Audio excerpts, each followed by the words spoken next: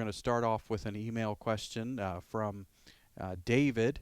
And David says, what about James chapter 1, verse 14? It appears that the Apostle James is saying that we are carried away by our own lusts or our own evil desires, but you're saying that sin operates in us even though our hearts are good.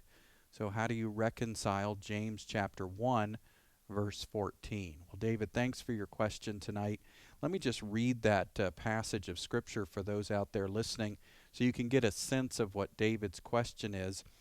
James 1:14 says, each person is tempted when they are dragged away by their own evil desire and enticed. Well, at least that's what the NIV says, the New International Version. But when you go back and look at other versions of the Bible in English, you see that the evil desire there is not necessarily part of what's being talked about. For example, the New American Standard says, each one is tempted when he is carried away and enticed by his own lust. Others say desire, but not necessarily evil desire. Why do I bring this up? Why is this an important distinction? Well, the very next verse, verse 15, it says something important for us to grasp. It says, then, when lust has conceived, it gives birth to sin, and when sin is accomplished, it brings forth death. So apparently there has to be this conceiving and giving birth in order for sin to happen. So it appears to me that what we're really seeing is that each one of us has desires. Each one of us has natural lusts or desires. I know that normally when we think of the word lust, we think of something dirty and awful, but remember that you do have desires. Some of them physical. You have a need for sleep. You have a need for food. There's a sex drive within you, for example. Now, those things, those needs can be met one way or another, can't they? They could give birth to sin, couldn't they? For example, hunger. Well, if you're hungry enough, you might just go out and do something wrong and wrong another person in order to get your needs met.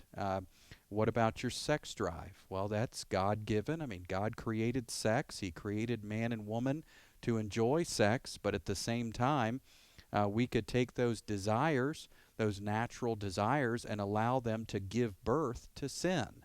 So it doesn't mean that those desires are awful or sinful or disgusting. It just means that those desires can go in the wrong direction and be fulfilled the wrong way. So, David, my friend, that's why I think it's so important when we're reading James 1:14 to follow it up with 1:15 and understand that James is not saying that we're evil, awful people, but he's saying watch out for your desires because they might potentially give birth to sin. And then when sin is born, it gives birth to death, meaning there's not going to be any life there. There's not going to be any good there. There's not going to be any fruit there from allowing those natural desires to be fulfilled in the wrong way.